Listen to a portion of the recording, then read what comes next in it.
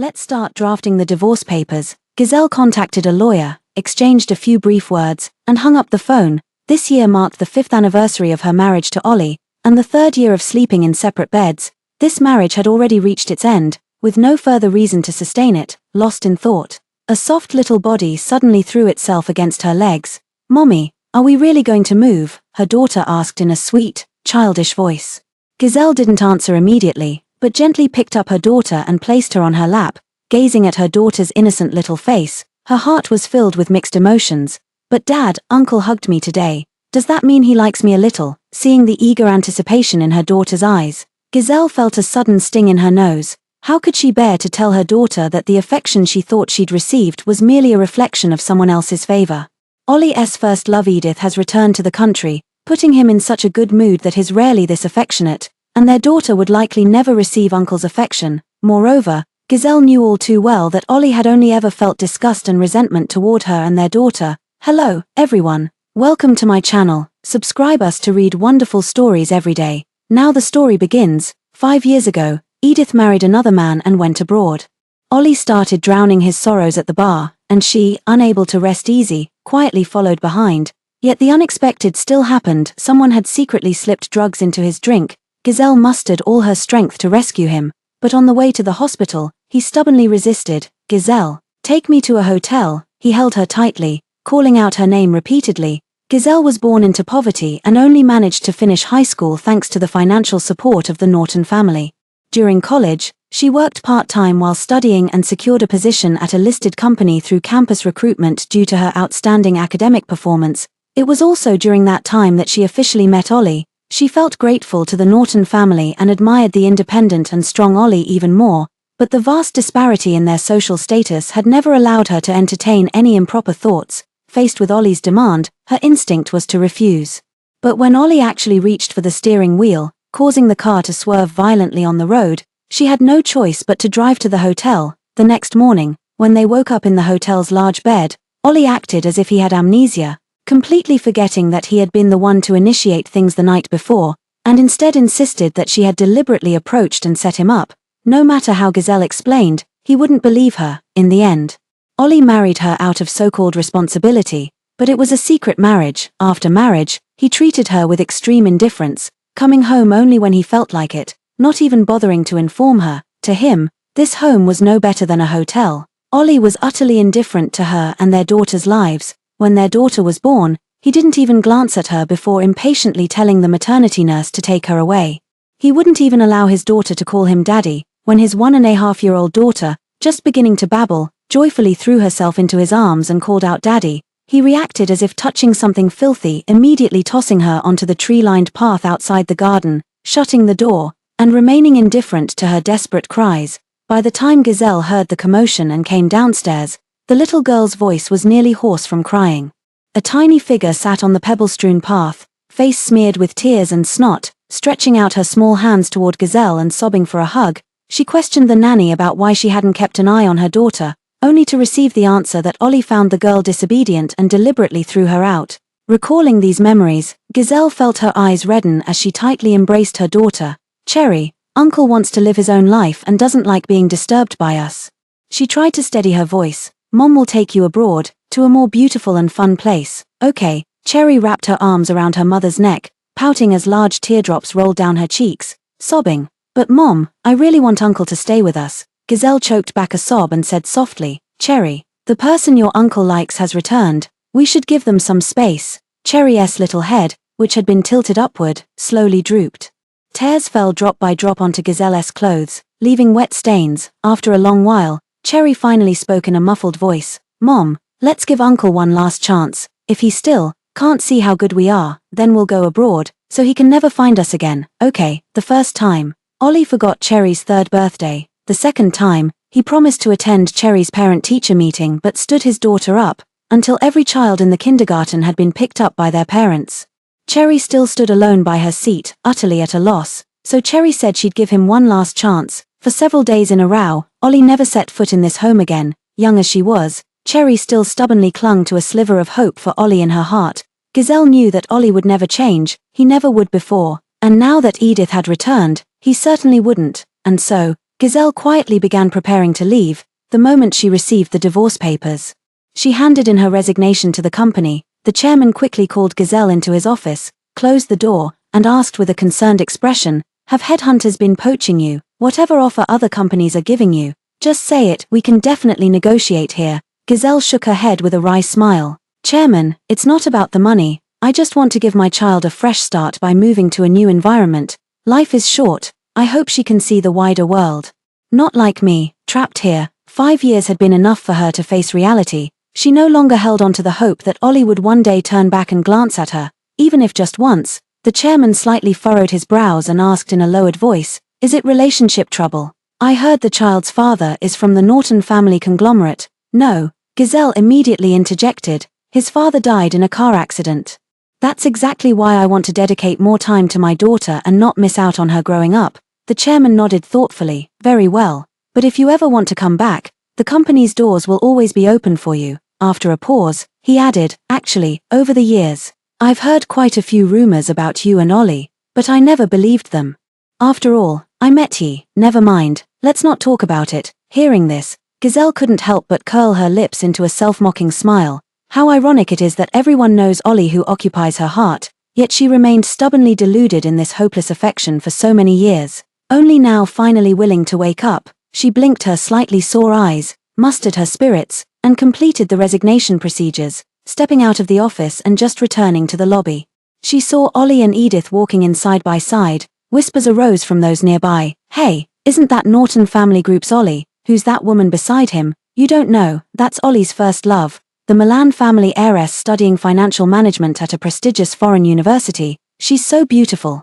No wonder Ollie hasn't had any female companions around him these years. Turns out his heart's been taken all along." Giselle felt as if her heart was being pricked by needles.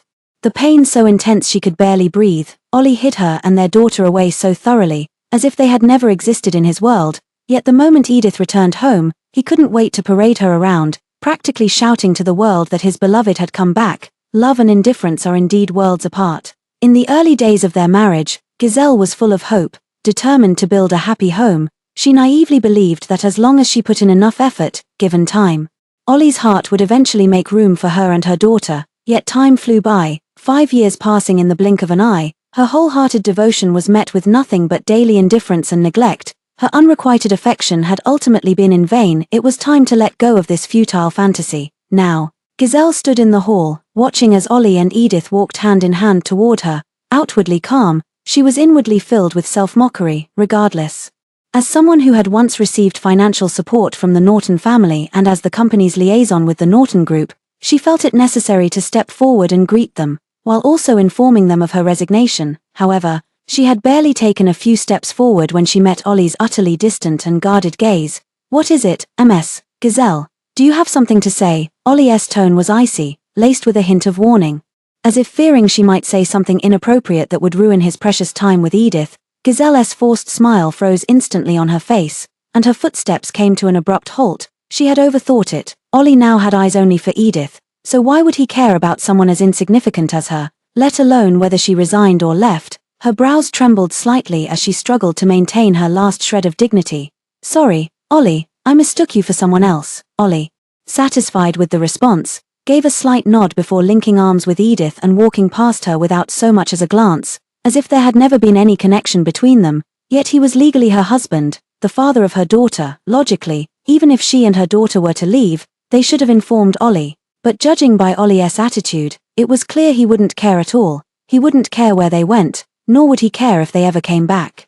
Giselle took a deep breath, shook her head mockingly, stopped dwelling on it, and strode out the door. After leaving the company, she drove straight home and packed her bags simply. Estimating the time was about right, she went to the kindergarten as usual to pick up Cherry. From afar, she spotted Cherry with her 2 little pigtails, standing out distinctly among the group of children. She raised a smile and waved in greeting. Cherry shouted excitedly, "Mommy," and came running over. But as she approached the car and realized the long-awaited figure wasn't inside, her smile vanished instantly, her cheeks puffing up in disappointment. "Where's Uncle? Why didn't he come? He promised to celebrate my birthday with me. Did he have to work overtime again? Or did he forget my birthday again?" Giselle sighed inwardly. This might be the last birthday Cherry could spend with Ollie before leaving. Uncle must be working overtime again. Let's send him a reminder message, Mom.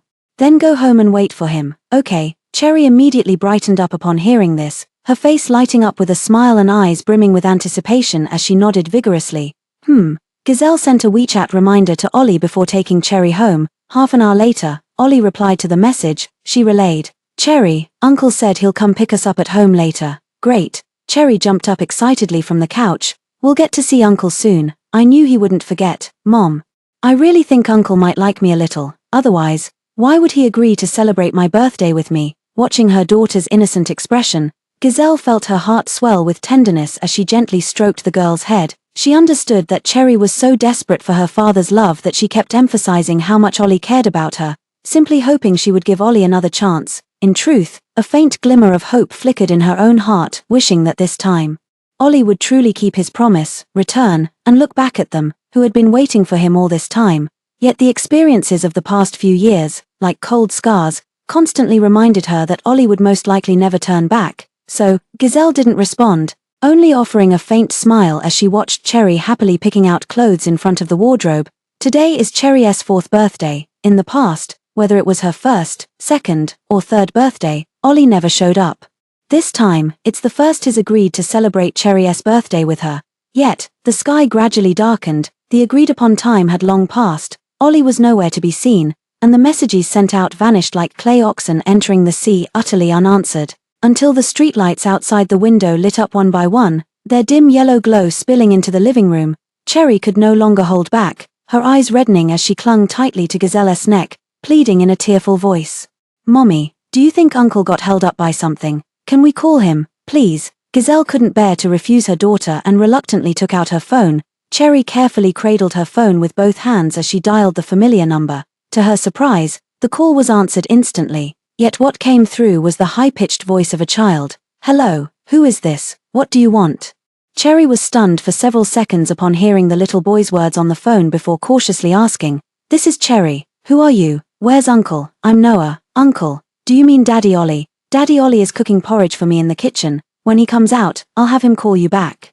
"Daddy Ollie? Why are you calling Uncle Daddy?" Cherry was filled with confusion, her voice tinged with a trace of unease. On the other end of the phone, Noah began to grow impatient. "That's what Daddy Ollie and Mom told me to call you. Do you need something? If not, I'm hanging up. Then don't forget to tell Uncle that Cherry is looking for him." Before the words could even be finished, there was a beep as Noah directly hung up the call. Cherry's eyes instantly dimmed.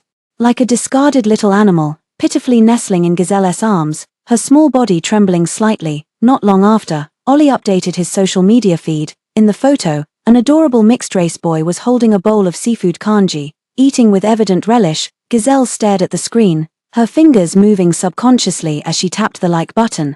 But she never expected that the very next second, Ollie would call her. "What do you mean, Gazelle?" Ollie's voice was hoarse. As if thoroughly provoked, "Edith had an important last-minute meeting and couldn't watch the kids, so she had to ask me for help. Don't comment with inappropriate words on social media. Stop these pointless actions. Keep your petty thoughts to yourself, or don't blame me for being impolite. After all, you know what status Edith and I hold. You're in no position to entertain any other delusions." Gazelle felt a dense, prickling pain deep in her heart. 5 years had passed.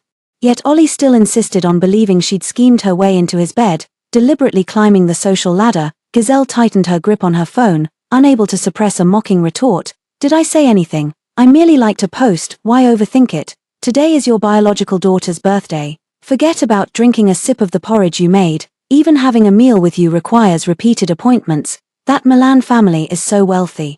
How come they can't even afford a nanny for the child? Why do you need to?" At this point, she paused and swallowed the second half of her sentence, "be so eager to serve them." Even now, she couldn't bring herself to say something too harsh to him. She hated her own weakness, hated that she still couldn't let go. The bitterness in her heart surged like violent tides, threatening to completely drown her. Meanwhile, Cherry had already started crying pitifully.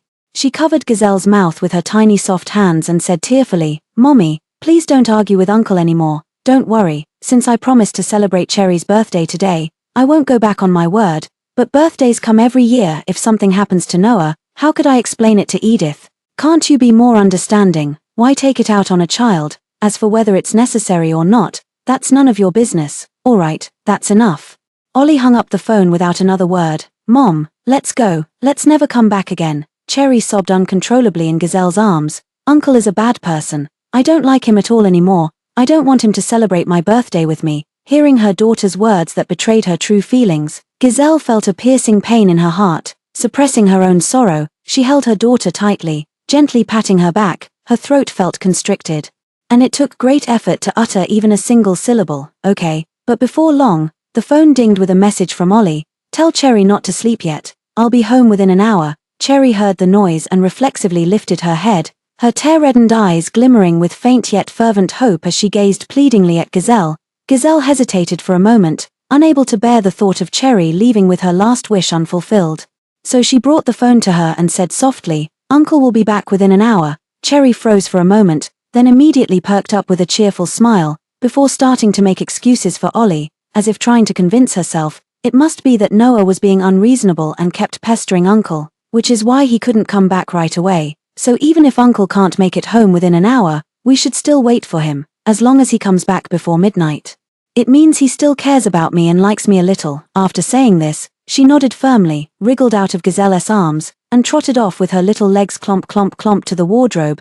She took out the small crown she had prepared earlier and carefully placed it on her head. Standing in front of the mirror, she carefully smoothed out every wrinkle on her white princess dress before turning to ask Gazelle, "Mom, does this look pretty? I remember Uncle said girls must always be beautiful and refined, keeping clean and neat at all times." Gazelle paused, her eyes instantly reddening as waves of heartache washed over her. Every time Ollie came home, Cherry would do everything to stay by his side, treasuring even those brief moments together, just to have a few more words with Ollie. At such a young age, she memorized all of his preferences to please her uncle. There was one time when Gazelle was busy fixing a major mistake made by her team in a project and couldn't spare time to take care of Cherry, so she had to ask a friend to come over and help. The friend brought their own child to play with Cherry, and the two little ones had a blast playing house in the backyard. Coincidentally, Ollie came back unexpectedly that day. Normally so particular about etiquette and propriety, he actually changed his expression on the spot when he saw this scene. Roughly yanking Cherry up from the ground with a voice full of chilling coldness, "Cherry, look at what a state you're in. Covered in filth like this, where's any trace of a proper young lady? Go back to your room and wash up immediately, and don't come out until you're spotless." Cherry ran back to her room crying in fright. Knowing their family situation, the friend sent her a message to avoid causing trouble before hastily leaving. Later, Gazelle made Cherry a bowl of ginger milk curd.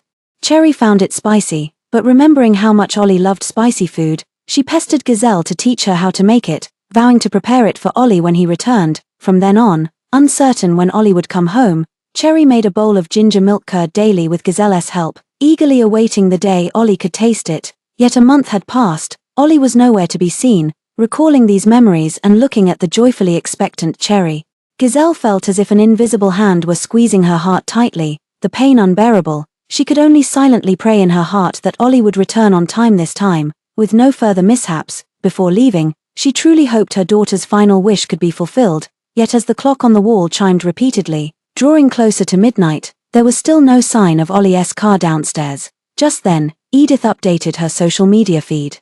"Noah can't bear to be apart from Daddy Ollie anymore." The accompanying photo showed the same little boy, his face streaked with tears, clinging desperately to Ollie's leg and refusing to let go. Gazelle slowly turned her head to look at Cherry, who had been lying by the window, gazing intently outside. Clearly Cherry was Ollie's biological daughter, yet Ollie lavished all her tenderness and patience on the child Edith had brought home.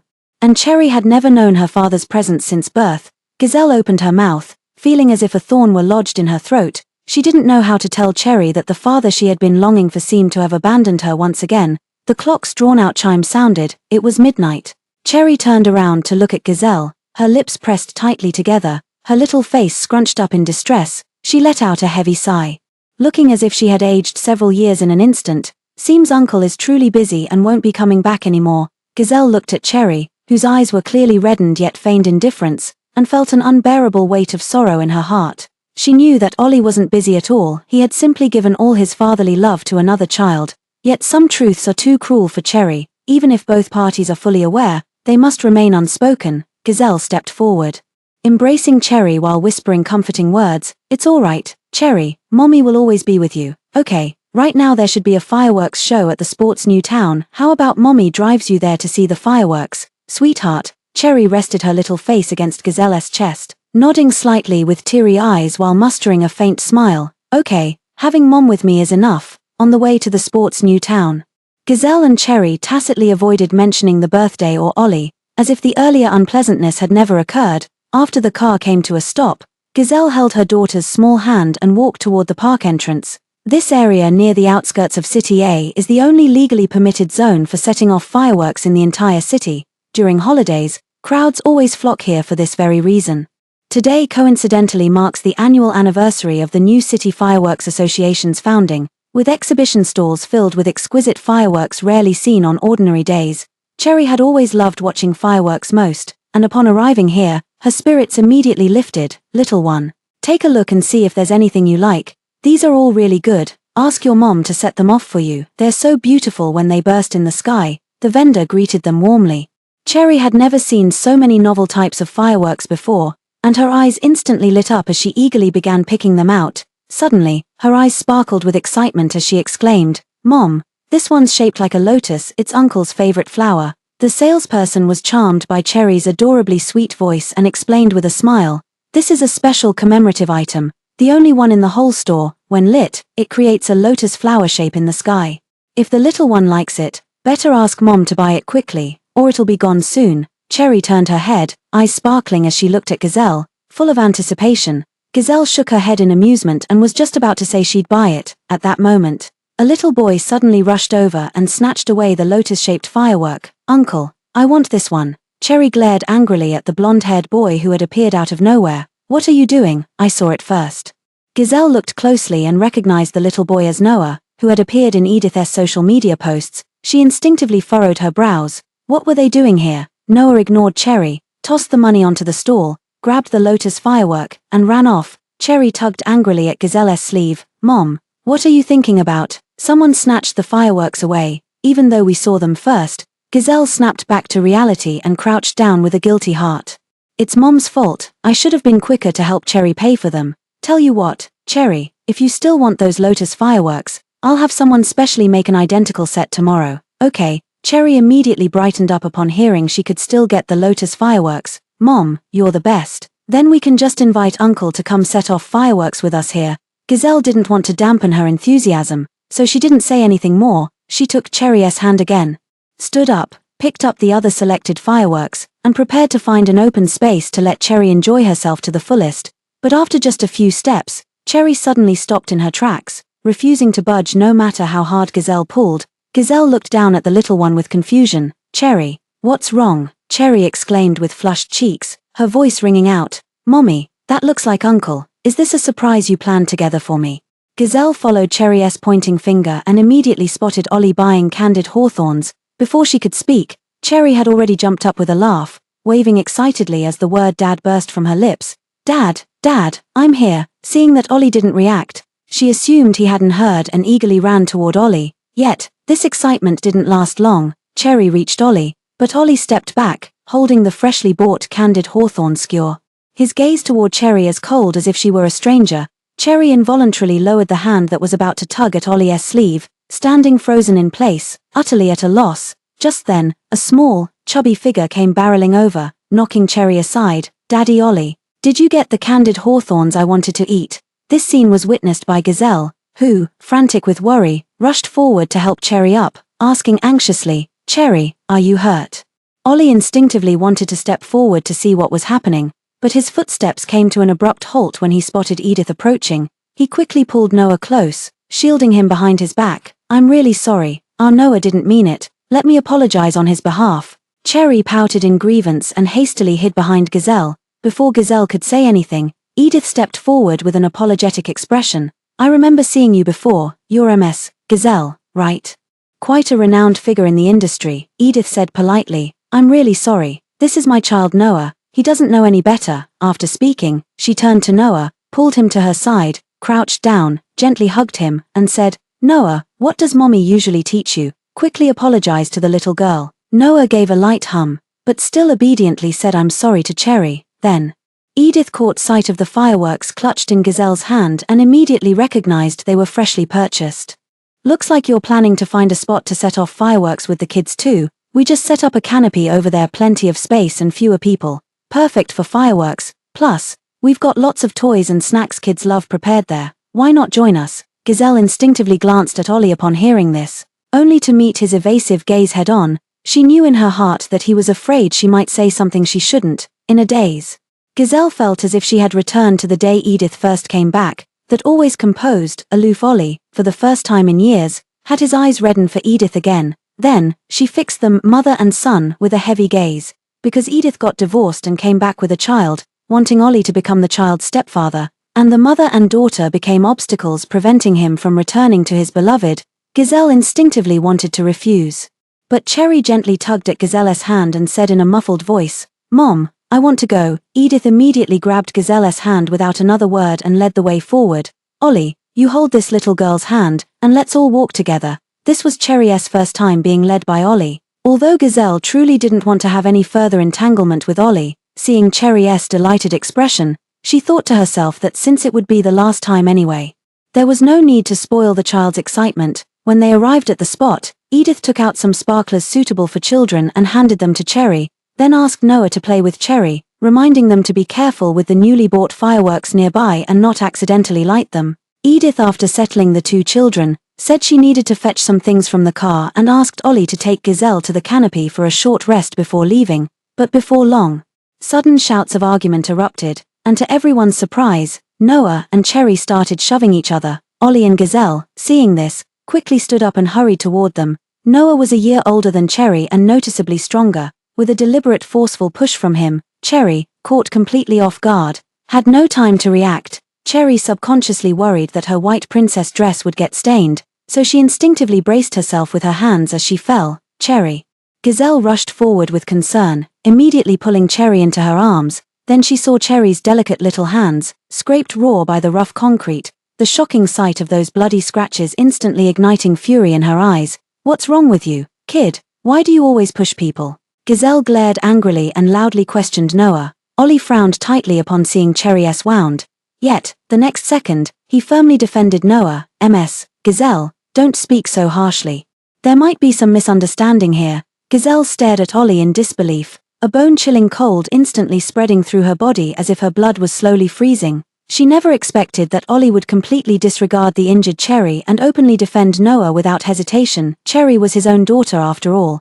Cherry's eyes turned completely red, her sorrowful tears welling up and swirling in her eyes. Edith hurried back and, seeing the conflict had flared up again, could only offer Giselle an apologetic smile before giving Noah a few light smacks on the bottom and scolding him. "Noah, why did you push your little sister again? Apologize right now." Noah retorted impatiently, shouting, "I won't apologize. She tried to steal Daddy Ollie from me, how shameless." In an instant, the atmosphere seemed to freeze, becoming suffocating. Edith instantly restrained her smile, slowly straightened up, and cast an inscrutable glance at Giselle, dropping the matter of making Noah apologize and abruptly changing the subject. Giselle, where's the child's father? Is he here? Let me drive you to the hospital to get that bandaged." By now, Giselle had reached the peak of her fury. No longer caring about propriety, she only wanted to tear apart the false facade Ollie had been so desperate to maintain. But she never expected Cherry to speak up first. "My dad is already dead. He died in a car accident." Giselle was utterly shocked. Immediately looking down at Cherry, whose eyes were brimming with tears yet stubbornly holding them back, refusing to let them fall, Giselle felt the anger in her heart instantly deflate. Cherry stared intently at Ollie, forcing out a smile that looked more painful than tears. "Uncle, Mom, and I won't disturb you anymore. We'll be leaving now." At the moment of turning away, Ollie seemed struck by something, suddenly reaching out to grab Cherry, his pupils trembling violently, eyes filled with utter disbelief. "Cherry, what did you just say?" Giselle felt the situation bitterly ironic, forcefully shaking off Ollie's hand that was holding Cherry, saying coldly, "Ollie, it's my daughter's birthday today. We're going to set off fireworks." With that, Giselle ignored Ollie's persistent gaze, hugged Cherry tightly, and strode away without looking back.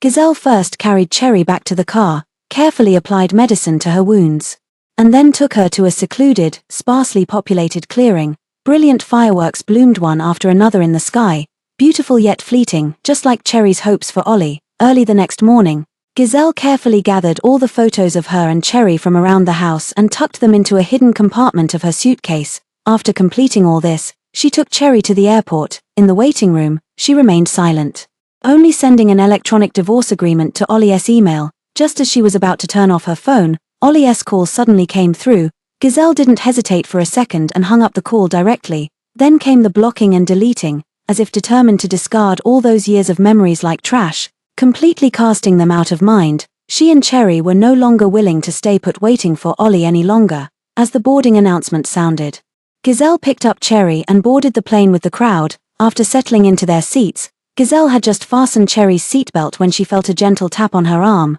"Mommy, is the sun in the sky about to come out?" Cherry's childish voice was full of anticipation. Gazelle smiled gently and replied, "Yes. When the plane takes off, we'll be able to see a brilliant sunrise." Soon, the plane slowly ascended into the sky. Cherry gazed out the airplane window as dazzling light gradually illuminated the surrounding clouds, its radiance reflected in her eyes that now held a sense of release. Meanwhile, Ollie knitted his brows tightly, staring fixedly at his phone. No matter how many times he dialed, all he heard was the automated message. "The number you have dialed is not in service." Ollie sat on the living room sofa at Edith's house, staring at his phone screen as he sank into deep thought. An inexplicable panic began spreading through his heart. As though something vitally important was slowly being pulled away from his world, he realized that yesterday he had indeed been too eager to defend Noah and had overlooked Cherry's feelings, handling the situation unfairly. But Noah was inherently a willful and temperamental child, unlike Cherry, who had always been sensible and magnanimous, never causing him any trouble. At the time, he had favored Noah simply to avoid escalating the conflict, not for any particular reason. Yet, as he thought of his daughter, who had been left behind time and again, Ollie couldn't help but feel a twinge of guilt in his heart. "Daddy Ollie, will you tell me a story? I really want to hear you tell a story." Noah hugged the storybook and came bouncing over. Ollie snapped out of his thoughts and forced a faint smile, replying, "Sure." With that, Noah pulled into the bedroom. Ollie looked down at Noah lying on the bed, absent-mindedly picked up the storybook, and began half-heartedly telling the tale to lull him to sleep. Somehow, it suddenly occurred to him that he had never told Cherry a story, nor did he know if his daughter was as well behaved when going to sleep as she usually appeared. Gradually, Noah's breathing grew heavier. Ollie had a sudden whim to stop by home before heading to the office, so he tiptoed out of Noah's bedroom and headed to the living room. Ready to grab his bag and leave, just as Ollie was about to pick up his bag, the sudden sound of Edith's voice from behind interrupted his movement. Ollie straightened up and turned around to see Edith dressed in a striking red gown, causing him to frown involuntarily. Edith, her fashion sense wasn't like this before. He would always remember how she looked when he first saw her in college. At that time, she wore a white mask, dressed in a white shirt paired with a black long skirt, and politely yet gently took the initiative to help him fetch the meeting materials. In comparison, Gazelle's monochrome wardrobe of black, white, and grey suited his taste better. She always gave off a crisp and tidy vibe, never like Edith now, dressed in overly eye-catching, flashy colors that seemed gaudy. Edith noticed Ollie staring at her again, lost in thought, and assumed he was crushing on her like before. She couldn't help but shake her head with amusement, a hint of smugness flickering in her eyes. "Ollie, I heard you brought Noah back. I was worried you might not be feeling well, so I rushed over to check on you. That project I signed the other day, you remember it, right? The progress has been way too slow lately, and the whole team is getting a bit anxious. Could you put in a word with your people to give me the green light? That way I can deliver results sooner and show the Milan family what Edith is truly capable of."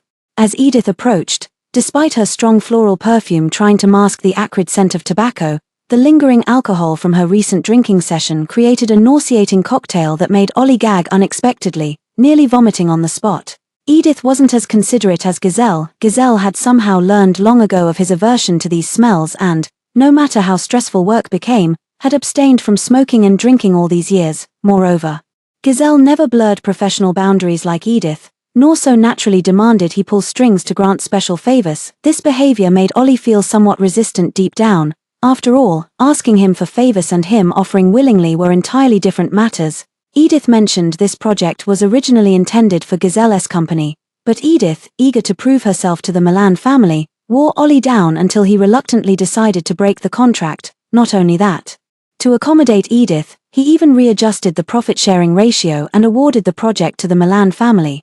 This marked the first major concession he'd made in all his years managing the company. At the time, Gazelle had a huge argument with him over this. "There isn't a more professional team in the entire industry for this project than ours. What could Edith and that completely unqualified ragtag team of hers possibly accomplish in this field? Could you please get a grip, Ollie? No matter what, you shouldn't gamble with the entire group's interests. Giselle was so frantic that she spoke harshly to him for the first time. Yet Ollie showed no mercy whatsoever toward Giselle. Giselle, my decisions are not yours to meddle with. You may be professionals, but if Edith wants it, everyone else better step aside. The worst outcome is just paying compensation, isn't it? The Norton family has plenty of money, we can afford it. Didn't you think back then that as long as you had money, you could do anything? Wasn't it because you wanted to climb the social ladder that you targeted me, hoping to use me as a stepping stone? Too bad for you. Even after marrying me, you still insisted on keeping everything strictly business. Regretting it now, too late. Looking back now, Ollie couldn't help but feel a twinge of regret. He had to admit, Giselle was right. Ever since the project was handed over to the Milan family, his subordinates had been constantly complaining about the poor quality of the project and the blatant embezzlement of funds at every level, which made progress extremely difficult. Ollie, you mustn't forget to tell the people below, go easy on us. Okay, some things can be let slide. No need to be so particular, Edith said with an ingratiating smile. Ollie lifted his eyelids and gave Edith a long, disappointed look. This project is important precisely because the tender explicitly stated quality inspection would be a key focus. Work is no child's play, what you call close enough is actually miles apart. Quality is the top priority, and no exceptions will be made. Edith felt her heart skip a beat under Ollie's piercing gaze, sensing he might have noticed something. Quickly softening her tone, she coaxed, I'm sorry, Ollie, I know I was wrong, I'll make sure they pay full attention to quality. Seeing Ollie's expression ease slightly, she couldn't resist muttering under her breath, but the budget still needs, enough. Ollie impatiently cut her off. Whatever it is can wait until we get to the office. Talking about these things at home is hardly appropriate. Edith had rarely seen Ollie treat her so seriously since he fell for her. Feeling wronged, her eyes reddened as she stepped forward and gently squeezed Ollie's shoulders. All right, I won't say any more. Ollie looked at Edith's expression and knew she hadn't taken any of it to heart. He shook his head in frustration. He took over the Norton family conglomerate from his father and, within just a few years, led the group to unprecedented heights, achieving record-breaking performance all through his own genuine capabilities. In Ollie's eyes, appearance, figure, and height were merely superficial traits, nothing more than icing on the cake. For scions of prestigious families like them, personal competence was the true foundation of survival and success. He knew full well that Edith was far less capable than Giselle, someone who needed to cling to others to thrive. Unfortunately, matters of the heart have never been governed by reason, even though he knew full well Edith hid selfishness, greed, and hypocrisy beneath her gentle and considerate facade. The mere thought of how she looked when he first met her in college made it impossible for him to harden his heart and break free from the tender trap she had woven, let alone refuse her various demands. At this thought, Ollie's mind drifted away unconsciously, and in a daze, he found himself thinking of Giselle once again. Giselle was naturally more striking in appearance than Edith. Her demeanor was clean and refreshing, her figure graceful, and from her outward image to her interpersonal conduct, she aligned far more closely with Ollie's preferences. In daily life, Giselle enjoyed an impeccable reputation, except when facing Ollie. When her emotions could fluctuate dramatically, she always remained composed and elegant. She never leveraged Ollie's name to secure projects, fighting her way up through sheer capability. Within just a few years, she made a name for herself in the industry. Becoming a highly regarded expert, Giselle was introverted by nature. With an innate pride, in front of Ollie, she spoke sparingly. Ollie knew she had been quietly striving, hoping one day to stand shoulder to shoulder with him, no matter how arduous the path or how insurmountable the gap between them seemed. Yet she never clung to him like Edith, persistently demanding special favors. If it were Giselle standing before him now, she would never utter those words that disgusted him. At this thought, Ollie's expression grew increasingly weary. He began doubting his current choices, yet couldn't determine whether any of this was worth it. He forced composure, keeping his tone deliberately calm, unwilling to reveal the turmoil within. Enough. I've already made sufficient concessions during the project's initial phase. I shouldn't interfere too much going forward. You may go about your work. Edith wanted to try one more time. Ollie, let's go. Let me rest for a while first. Ollie said firmly. Edith had no choice but to swallow her words and obediently leave. Ollie felt utterly exhausted, both physically and mentally, collapsing onto the sofa. For some reason, today's Edith appeared particularly flamboyant, like a peacock strutting about, vastly different from how he remembered her. The years apart seemed to have truly changed her in many ways. Ollie was acutely aware at this moment that what he yearned for might just be the memory of their youthful, reckless love, not the present-day Edith. Perhaps, with the passage of time, his feelings for Edith would gradually fade until they disappeared. When that time comes, he can return to his family. After all, Cherry is his own flesh and blood, and the Norton family business will naturally be passed on to his own child in the future. Thinking this, Ollie took out his phone and sent a WeChat message to Gazelle. Want to go on a trip together this weekend? There are hot springs in the neighboring city, our family of 3 could go soak in them. Feeling his words were too blunt, he added Edith's favorite cute sticker, but half an hour passed, and there was still no response from the other side. In the past, Gazelle would reply to his messages instantly. What's going on here? Ollie shook his head, glanced at his watch, and forced himself to sober up. It was time to head to the office. At the office, Ollie suddenly remembered that the people from Milan's family were waiting in the conference room for a meeting. Edith approached, handed him a cup of coffee, and asked softly, "Ollie, what's wrong? You look terrible." Ollie frowned at the unanswered message on his phone, growing increasingly irritated. "It's fine. Go ahead with the meeting without me. I'm not feeling well." Truth be told, a meeting of this level didn't require his personal attendance anyway. Also, from now on, address me as Ollie at the office. Even though we've known each other for years, this is a professional setting, we should maintain proper decorum. Edith looked at Ollie in astonishment, feeling as if he'd taken the wrong medicine. Never before had he spoken to her in such a brusque tone. Ollie turned and entered the chairman's private elevator. Edith subconsciously tried to follow, but was stopped by Ollie's secretary. "Ollie," Edith's voice carried a hint of panic. After all, without Ollie's support, delivering the Milan family project successfully would be extremely difficult. Moreover, Ollie's current state was almost identical to when her ex-husband had asked for a divorce. No, she had to think of a way. She couldn't just stand by and watch Ollie grow increasingly distant from her. By evening, Ollie still hadn't received any reply from Gazelle. Deep down, he knew the wounds he'd inflicted on Gazelle and Cherry couldn't be healed overnight. But fortunately, time was on his side. He felt there was still a chance to make things right. He remembered yesterday was Cherry's birthday. After work, he planned to stop by the dessert shop Noah loved to buy a small cake, thinking children's tastes might not be so different, so he sent another message to Gazelle, informing her that he would be home soon. But just as he arrived at the underground parking lot, Ollie received an urgent call from the director of a business partner. The caller mentioned that a massive project had encountered serious issues and urgently required him to fly over immediately to guide the countermeasures and salvage the situation.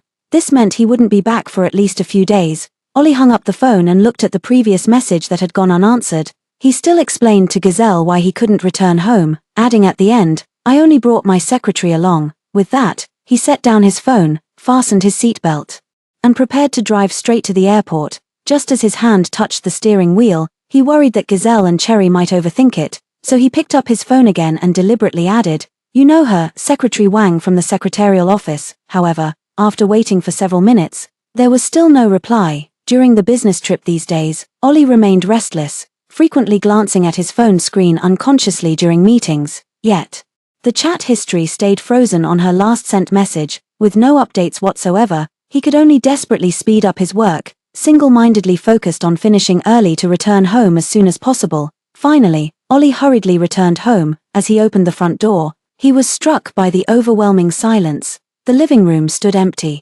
Devoid of its usual warm lighting, the range hood in the kitchen wasn't humming, the familiar aroma of home-cooked meals was absent from the air, and most unsettling of all, the sweet sound of Cherry's nursery rhymes was nowhere to be heard.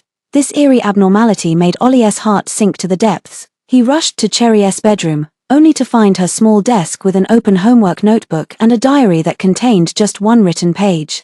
On the homework notebook was an assignment from the teacher asking Cherry to make sentences. "Mom took me to the amusement park to play. Mom cooked braised pork for me to eat. Mom gave me a pair of princess shoes." The diary reads, "Today, the teacher asked me why I didn't use Dad in my sentence-making exercise. I didn't know how to answer. I didn't dare say my dad. Crossed out. Uncle doesn't let others know I'm his daughter." Reading this, Ollie's thoughts were instantly pulled back to a day not long ago. That day when he came home, Cherry suddenly sidled up to him, fawningly coquettish in her affection. "Uncle, can I use you to make sentences in the future? Otherwise, lots of people say I don't have a dad." Ollie remembered how utterly distressed he'd been after reading Edith's lengthy message, whose core message was her intention to bring the child back. So when Cherry spoke those words, his face instinctively hardened as he stared coldly at Cherry, rejecting her in a completely emotionless tone. "No, you can't. If you dare tell anyone I'm your father, I'll abandon you and send you to an orphanage." Recalling these memories, Ollie felt utterly frustrated,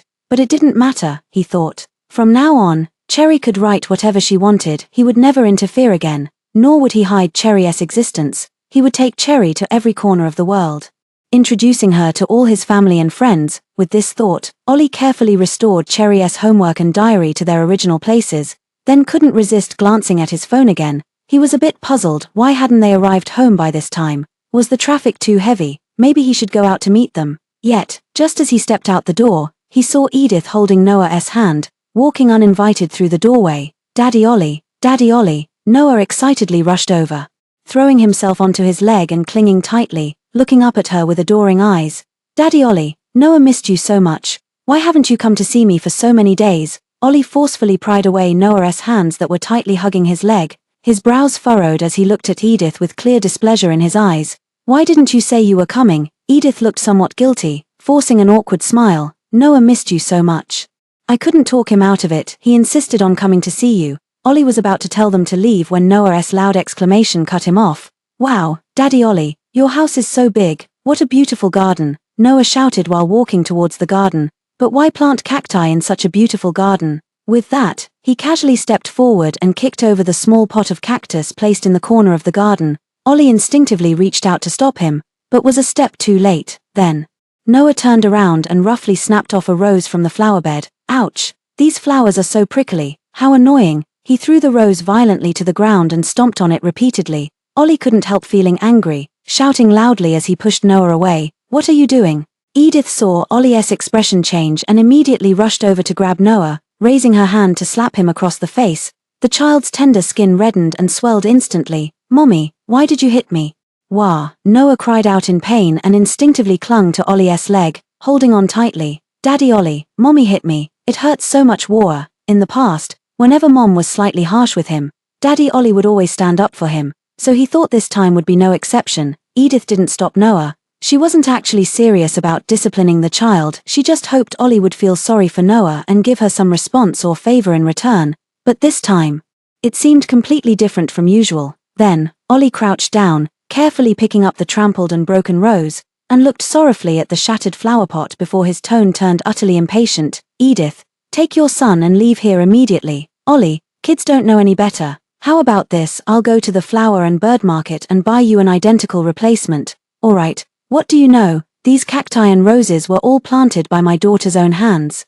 Edith froze for a moment. Truth be told, in their social circle, once someone got married, everyone would more or less come to know certain details about their situation. It's just that Ollie had always avoided talking about his marriage, so while everyone was well aware of his secret marriage, no one ever explicitly brought it up. Thus, she had always pretended not to know in front of Ollie. Unexpectedly, today Ollie brought it up himself. "Then, how about having Noah apologize to your daughter?" "Okay." Ollie looked at the mess on the ground and suddenly found the mother and son in front of him utterly detestable. Without leaving any room for courtesy, his tone turned icy. "This cactus was planted by my daughter with her own hands, when it was just a tiny seed." He paused, his voice trembling slightly. "And this rose, she bought it with my wife from the flower market, then transplanted it from the pot. Can your mere apology ever compare to my daughter's tender care?" Noah was displeased and began shouting loudly, "I'll never apologize. That's just a bastard child, utterly unworthy of my apology." "What did you say?" Ollie was stunned, never expecting such vicious words to come from Noah's mouth. Edith turned deathly pale and rushed to cover Noah's mouth, but it was already too late. Noah stood defiant, his face full of arrogance. "That's exactly what my mom said on the phone last night. I heard it myself. My mom said it was her mother who shamelessly seduced Daddy Ollie. That's how she was born, a bastard. Daddy Ollie was supposed to be my father from the start." Ollie couldn't suppress the fury burning in his chest, his deep eyes fixed icily on Noah, his voice dropping to a deadly chill. "Oh, so that's what your mother actually said." Noah felt a bit scared but still mustered the courage to speak loudly. "It's the truth, otherwise. Why wouldn't Daddy Ollie acknowledge her when we set off fireworks outside last time?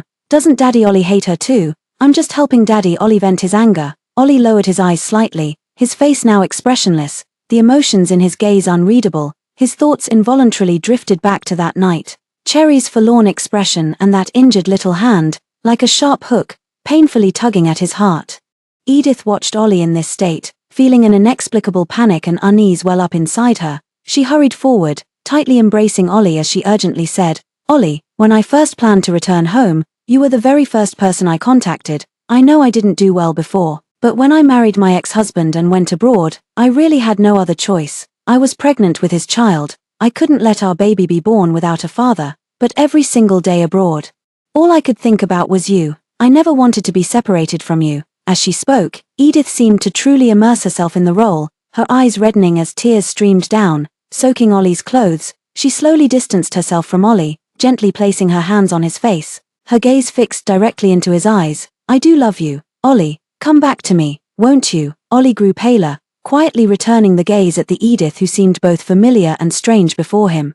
He had no idea how much time had passed when he pushed Edith away, his throat dry as he forced out a sentence. "Edith, I've realized, I think I don't love you anymore." The moment the words left his mouth, his mind became startlingly clear. Yes, his love for Edith was like that little street-side shop near his university, something he'd been nostalgically clinging to all this time. "But when I finally made time to go and try it, I found the taste far from what I remembered, instantly. It felt bland and unappealing, and I no longer yearned for it." Ollie forcefully pushed Edith away, taking several steps back, his expression turning completely distant, his eyes dark and unreadable. "Take Noah and leave. There's no need to say anything more. If there are any further financial compensations, I'll contact you." Edith stared at him in disbelief. "Ollie, what do you mean by this? You're joking, right? And it's just such a small matter, no need to make it sound so serious." Ollie had no patience to listen further and cut her off without hesitation, his tone icy. "I'm not joking, and I'm already married. There's no way I can marry you." Edith forced an awkward smile and said with feigned generosity, "It's all right, I can wait for you to get divorced. We can still get married, right? I can." However, Ollie remained completely unmoved, his attitude resolute as he interrupted Edith once again. "Please leave immediately, if there's nothing important in the future. Don't come looking for me again. I can't be Noah's father. From now on, he should just call me uncle." With that, he signaled to the bodyguard at the door with his eyes. The bodyguard immediately understood and stepped forward, looking at Edith and her child. Edith, I'll escort you back." Edith felt dazed, unable to comprehend how things had come to this. Meanwhile, Noah remained clueless and confused, hearing they had to leave immediately.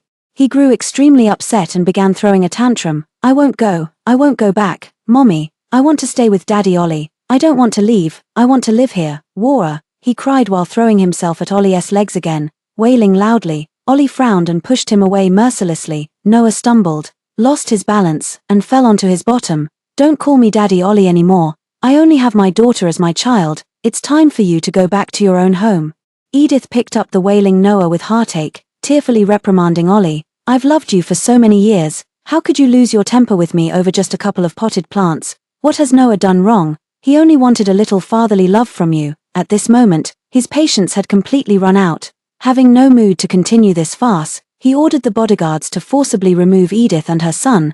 The house was finally quiet again. Ollie took a deep breath, trying to calm himself, then headed to the garage to get the car and drove straight to his daughter's kindergarten. Ollie arrived at the kindergarten gate to find the place deserted, with almost no one left inside. He quickly got out of the car and saw the principal seeing off the last child lingering at the entrance. Rushing forward, he anxiously asked, "Hello, may I ask if Cherry is here?" The kindergarten director looked him up and down, eyes filled with suspicion. "Who do you think you are?" "I'm her father." "Father? Wasn't her father killed in a car accident? Who are you really?" Ollie explained guiltily. "It's all a misunderstanding. Blame me for being too busy with work and rarely having time to spend with her. I waited at home for a long time today but didn't see Cherry and her mother return. I was really worried, so I came to check if something had happened." The kindergarten director looked meaningfully at this gentle and refined yet somewhat disheveled man before her. "Just got home today, but Cherry's mother had already completed the withdrawal procedures for Cherry a week ago. You'd better ask the child's mother about this. Anyway, they're no longer here now." Unable to find Gazelle and her daughter, Ollie returned home with a heart full of disappointment and in utter dejection. The moment he stepped through the door, he collapsed onto the sofa. Those past moments spent with Gazelle and Cherry erupted in his mind like a volcanic explosion.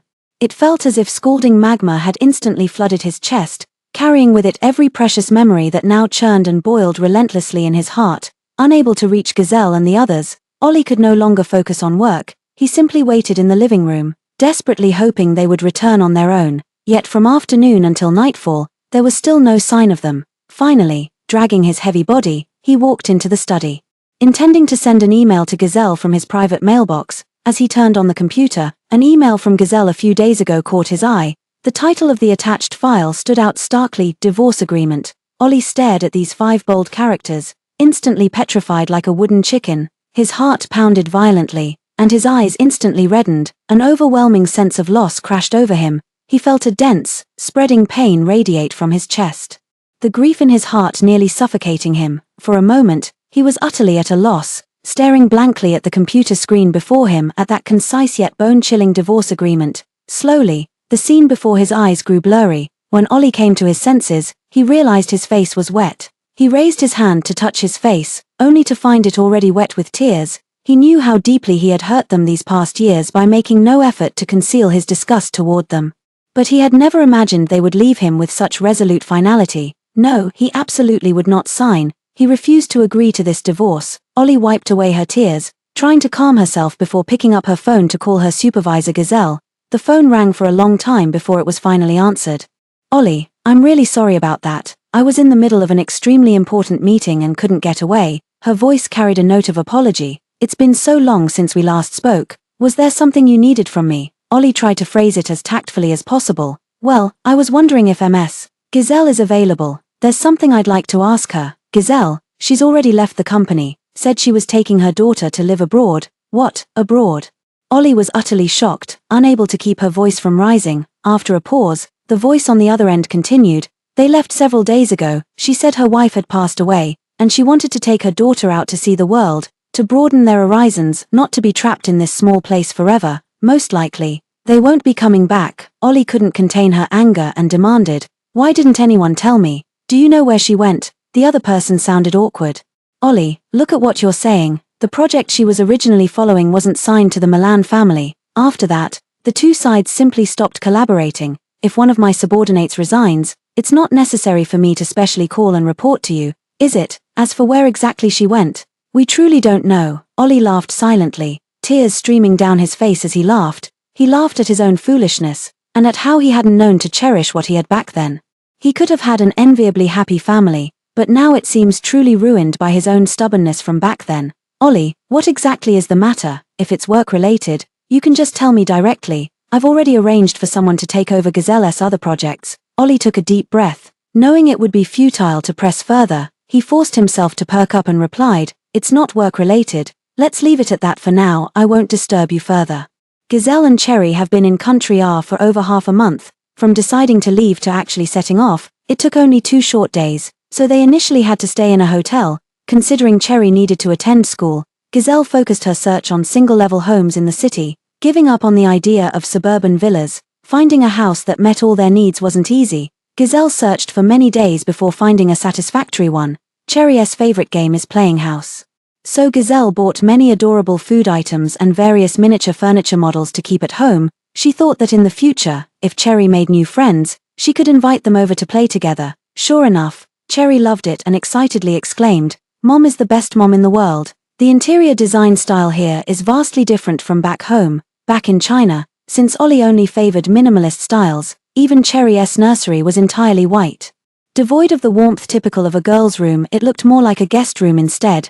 This time, however, Cherry's nursery was entirely her own design, decorated in pink tones with all sorts of adorable plush toys, radiating coziness. Once the house was mostly settled, Gazelle enrolled Cherry in school, which soon began. Since Cherry had previously attended an international kindergarten, she adapted quickly to her new school, communicating effortlessly with her classmates and enjoying every day to the fullest. Although Gazelle's savings over the years were enough for her and Cherry to live carefree for several lifetimes, one cannot remain idle, lest they fall into emptiness. Thus, after properly arranging everything for Cherry, she also began job hunting, leveraging her extensive project experience accumulated at a domestic listed company. Many firms quickly extended interview invitations upon receiving her resume. Among them, a company just steps away from her new home with the most competitive salary package became Gazelle's top choice. The interview ended, and they offered her the job on the spot, so Gazelle didn't hesitate any longer and made the decision right away. After returning home, Gazelle took out her old phone that had remained shut off since she turned it off. Having been using the new phone she bought before leaving all this time, she had many project clients with branches in country R. And this time, she opened the old phone intending to transfer the client data to the new one. Unexpectedly, as soon as she logged into WeChat, she saw Ollie's messages popping up incessantly. Gazelle, I miss you all. Where on earth have you gone? I was wrong before. Will you forgive me? I've already made things clear with Edith. I only need you and Cherry. Please come back. Okay, I won't stop Cherry from calling me Dad anymore. From now on, let's live happily as a family of 3. Alright, I won't sign the divorce papers. I'll wait for you to come to your senses and return. Gazelle stared expressionlessly at the hundreds of WeChat messages, not even bothering to scroll up. After completing the data transfer, she decisively powered off and completely set aside the old phone. Ollie, where were you all this time? Now, we've begun a brand new life and won't look back anymore. Gazelle shook her head inwardly, pushing Ollie out of her mind and refusing to dwell on it further. Seeing that it was about time, she got up and went downstairs to pick up Cherry from school. After returning home and having dinner, Cherry was happily watching cartoons in the living room.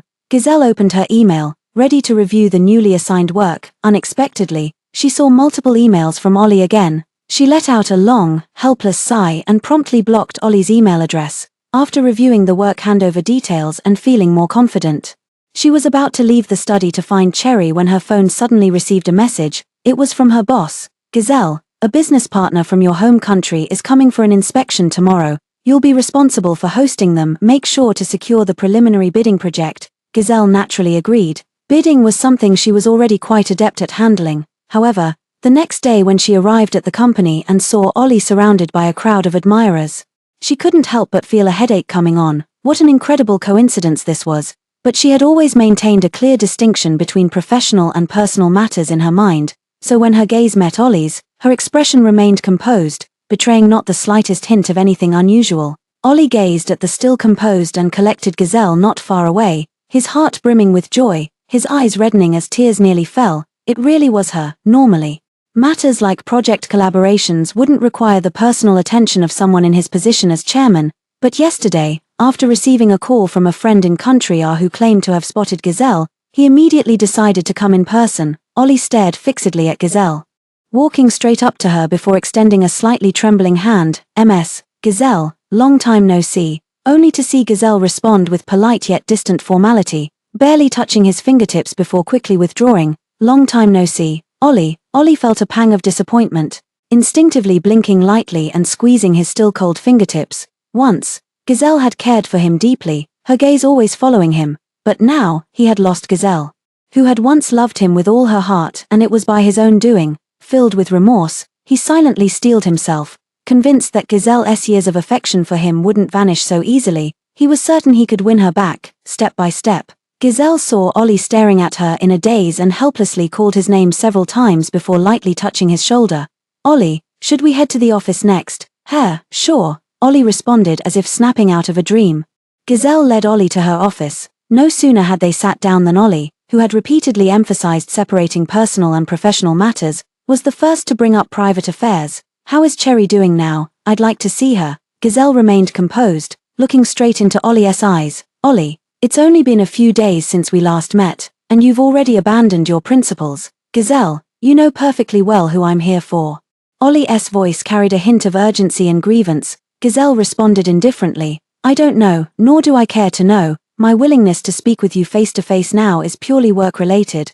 As for other matters, I don't believe we have anything to discuss. Ollie never expected Gazelle to be so merciless. His eyes instantly reddening, he truly understood how Gazelle must have felt facing his indifference before, making him regret his past heartlessness even more. I'm sorry, Ollie was just about to speak. Gazelle instead pulled out a contract and slapped it onto the table with a smack, cutting him off. Ollie, are you signing? However, things didn't develop as Gazelle had anticipated. She had thought that given Ollie's temperament, he would simply get up and leave when faced with her attitude. Yet unexpectedly, Ollie obediently signed the document. Outside the office, those who had been eavesdropping on the commotion were equally astonished.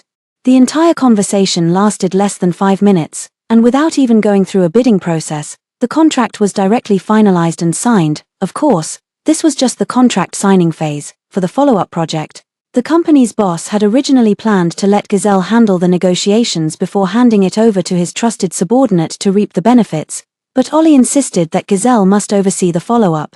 Leaving the boss with no choice but to quietly abandon his plan, Gazelle glanced at her watch. It was exactly time to clock out. She completely forgot about what Ollie had told her to wait before going to the boss's office. Right now was exactly when Cherry got out of school. After picking up Cherry from school, just as they were nearing home, Cherry mumbled that she wanted to eat dessert.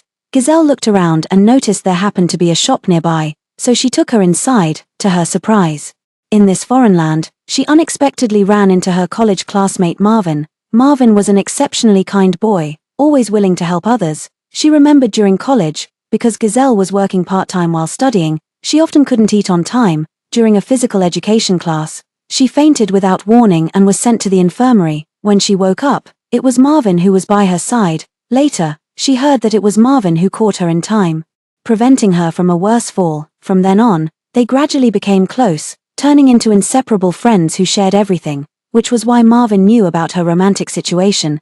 It's just that after she got married, the two of them hadn't been in touch for a long time. Gazelle stepped forward and initiated the greeting. Marvin. Marvin looked at Gazelle in surprise, then shifted his gaze to Cherry. What a coincidence. Your daughter's already this big. Where's her father?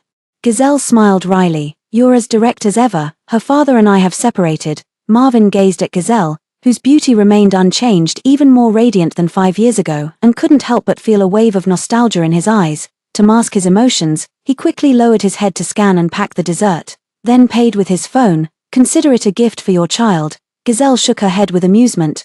Then when do you get off work? Come over for a meal. Marvin looked up in pleasant surprise, gazing at Gazelle. Really, I've genuinely been craving your cooking. He paused, then added, this is my own shop. I can close up anytime. Marvin came from a well-off family and never had to worry about making ends meet. After graduating from university, he moved to his dream country and opened this dessert shop. Although everything here was good, he still missed home-cooked meals and could rarely find any that satisfied his cravings. Gazelle raised an eyebrow unsurprisingly upon hearing Marvin's words. Let's go then. Gazelle held Cherry's hand and took Marvin home together. Marvin followed Gazelle into the familiar elevator. Watching Gazelle press the floor button, he couldn't help but sigh. What an incredible coincidence. I live right above your place. Gazelle smiled and patted the head of the silent Cherry along the way, responding, that's great. You're welcome to come over for meals anytime. Marvin felt a bit embarrassed, but Gazelle's cooking was truly to his liking, so he happily said, you better mean it, no takebacks. I'll pay for my meals on time. Gazelle said helplessly, Marvin, don't be so formal. Come over whenever you feel like eating. The journey was filled with laughter and chatter, and soon they arrived home. The house was tidied up warmly, with an enormous cake plushie placed on the sofa. Marvin widened his eyes in amazement. Wow, Cherry, this plushie is huge.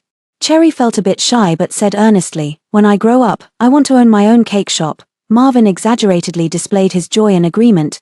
Then Cherry and I really share the same interests. We're definitely going to be great friends. Also, there's a dessert exhibition happening in country recently, where masters from around the world will gather to exchange ideas. There'll be all kinds of delicious and unique desserts and cakes. Would Cherry like to go?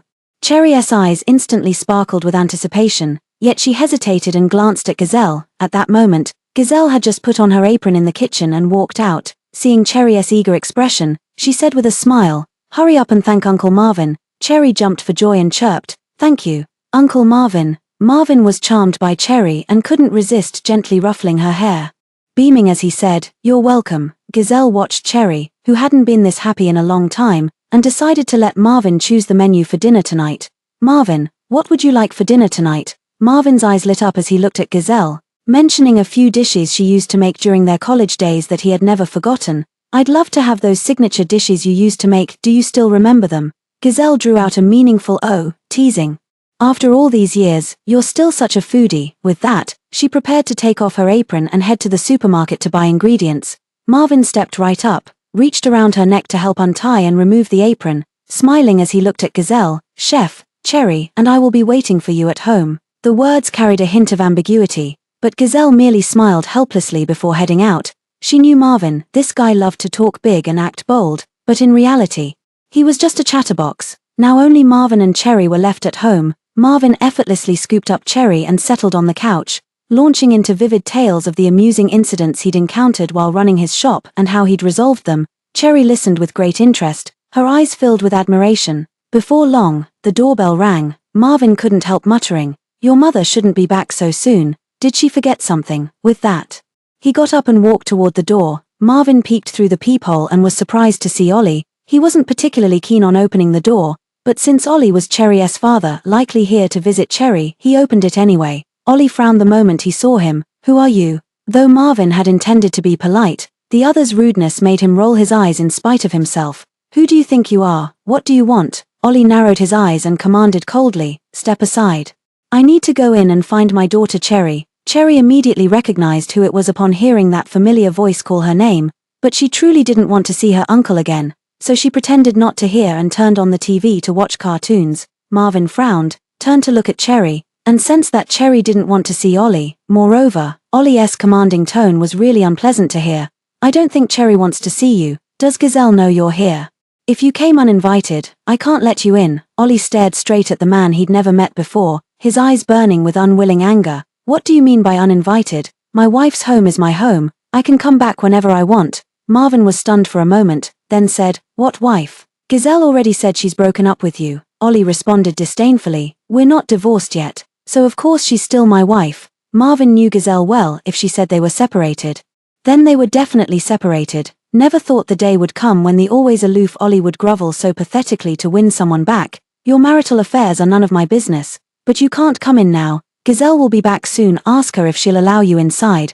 Besides, can't you see Cherry's attitude? She clearly doesn't want to see you." Ollie felt his face burn as if slapped, yet still managed to say through clenched teeth, "I'm her biological father. Cherry, how could she possibly not want to see me?" His voice gradually rose in volume, as if trying to conceal something. "Cherry, she's just a little angry with me. Let me in, I just want to see her." He simply couldn't accept the fact that his daughter refused to acknowledge him. His heart felt clenched by an invisible fist, the pain so intense it nearly stole his breath away. Only at this moment did he truly realize how much harm his heartless and indifferent attitude had caused to Cherry. Thinking of this, Ollie shouted loudly, trying to make Cherry inside the house, who refused to turn back, hear his remorse. "Cherry, Dad was wrong. Dad will never be like before again. Won't you give Dad one more chance?" As he spoke, he was about to push past Marvin, who was blocking his way, and rush into the house. "Get out of my way, I'm going in." Cherry turned around and saw her father, who had lost his usual elegant demeanor and appeared nearly deranged. Terrified, she couldn't help but sob quietly. Marvin wore a complicated expression as he reached out and firmly pressed his hand on Ollie's shoulder, stopping him at the door. He secretly regretted not calling Gazelle first before deciding whether to open the door. "Ollie, calm down, I told you to wait until Gazelle comes back." With that, he abruptly exerted force and slammed the door shut with a loud bang. Marvin ignored the incessant knocking at the door and hurried to Cherry's side. He held her tightly in his arms, gently patting and soothing her while pulling out his phone to call Gazelle. "Gazelle, have you finished buying the ingredients? If so, come back quickly. Ollie somehow found his way here and is knocking non-stop at the door. Cherry isn't doing too well at that moment." Gazelle had just finished paying and was about to head back when she received Marvin's call. Her eyes instantly turned icy. She hadn't expected Ollie to be so shameless as to come looking for them this soon, let alone figure out a way into the residential compound. At that moment, she strode hurriedly toward home and soon reached her doorstep. Ollie heard the elevator ding and immediately knew Gazelle had returned. He rushed to Gazelle, who had just stepped out of the elevator, and without giving her time to react, righteously demanded, "Who is that man? Why is he in our house? We're not divorced yet. Do you realize this counts as marital infidelity?" Gazelle heard this and laughed in anger. "Ollie, how dare you talk to me about marital infidelity? You have no right to speak to me like that. Besides, I've already sent you the divorce papers. We have no relationship whatsoever. Leave, you're not welcome here." Ollie trembled uncontrollably from these words, yet still stubbornly stared at Gazelle. "I won't sign the divorce papers. Without that certificate, you can't leave me." Gazelle took several deep breaths, forcing herself to stay calm. "Ollie, can't we just part on good terms?" Ollie's eyes were bloodshot, his entire being consumed by overwhelming grief. "No, I refuse. I want you and Cherry to come home with me. Give me one more chance, okay? I promise I'll never be like before again." Gazelle shook her head helplessly. "We've given you too many chances already, and now we really can't afford to give any more. Once this project is over, we'll go to the Civil Affairs Bureau to get divorced." Ollie saw the determination in Gazelle's eyes, and tears instantly blurred his vision. The unspoken words stuck in his throat like a fishbone, leaving him unable to utter another word. Ollie stared blankly at Gazelle, but she avoided him as if he were a venomous snake, not even glancing his way as she carried the groceries straight home. In all his years, Ollie had never felt so utterly powerless. He knew full well the fault lay entirely with himself, yet he'd naively believed they would always be there waiting for him to turn back. At this moment, Ollie stood dazed and unsteady, first retreating several steps before leaning against the wall and sliding slowly down to sit helplessly on the ground. Torrential tears blurred his vision as his heart seemed pierced by countless needles, the pain so acute it nearly stole his breath. He had truly come to deeply recognize his mistakes, so why couldn't they just turn back to look at him? So this was the heart-wrenching, bone-deep pain of being ignored by someone you loved dearly. Giselle entered the house, first giving Cherry a gentle hug, then signaling to Marvin to stay with Cherry, whispering that if necessary, he could take her to the bedroom and distract her with something else. Marvin heard muffled sobbing at the front door, then glanced at Cherry beside him, who kept turning up the TV volume louder and louder. Feeling utterly helpless in his heart, he could only gently stroke Cherry's head, trying to soothe her emotions and help her gradually calm down. Marvin truly didn't expect that Giselle could be so resolute toward Ollie. After all, he had personally witnessed how much Giselle loved Ollie. Since the dishes she was preparing were quite complex, Giselle spent nearly 2 hours busy in the kitchen before emerging. Her expression was calm, as if nothing had just happened, calling out to the two figures, one big, one small, sitting on the sofa, "Come eat." Marvin held the subdued Cherry, settling her into her special high chair before heading into the kitchen to help bring the prepared dishes to the table. However, after Ollie's outburst, the atmosphere that should have been lively turned somewhat dull. Marvin took the initiative to break the silence. "Wow, Giselle, your cooking skills are even better than in college. This is absolutely delicious." Giselle curved her lips slightly and responded, "If it's good then eat more. I know you've got a big appetite, no leaving until you finish everything." Marvin replied with feigned helplessness, "Mission accepted, chef." After speaking, he glanced at the still silent Cherry and brought up that dessert exhibition again. "I just went to ask, the dessert exhibition is this Saturday. I'll take you all there when the time comes." Marvin noticed Cherry's gaze had regained some spark, no longer as downcast as before, so he added, "I heard there'll be a 3-meter-tall fondant cake made by a master pastry chef. Cherry, you and Mom just wait at home for me to pick you up." Cherry was instantly intrigued, staring unblinkingly at Marvin as she asked curiously, "Uncle Marvin, how tall is 3 meters? Is it as tall as my doll?" Marvin affectionately tapped Cherry's tiny nose and said with a smile, "Yes, even taller than your mom and me." Cherry opened her mouth in astonishment. In her eyes, the 188 cm tall Marvin was practically a giant. "Wow, that's really tall." Giselle shook her head with an amused smile as she listened to their conversation. Before they knew it, the meal had returned to the lively atmosphere they had initially envisioned, with everyone chatting and laughing for 2 full hours. After dinner, Cherry ran off to continue watching cartoons, while Marvin helped Giselle clear the table. Later, Marvin and Giselle sat with Cherry watching cartoons while reminiscing, sharing stories of the past and all the changes that had occurred during their time apart. After what felt like an eternity, Marvin noticed the sky outside gradually darkening. So he got up, took his clothes, bid farewell to Giselle and Cherry, then left for home. These past few days, Giselle went to work as usual, and Ollie hadn't come to harass her again, allowing her constantly tense heart to gradually relax. Soon, Saturday arrived. Marvin knocked on Giselle's door only to find the mother and daughter already packed and waiting for him. He couldn't help but shake his head with an amused smile. "Let's go, time to set off." Cherry excitedly grabbed Giselle's hand and ran over to Marvin. The three of them got in the car and were soon on their way, and not long after they left, the building welcomed a new resident. Ollie appeared downstairs. During these days at the hotel, he had given it careful thought. Last time he had been too hasty and behaved improperly, but now he knew exactly what he truly wanted, so he spent a fortune to buy the apartment below Giselle.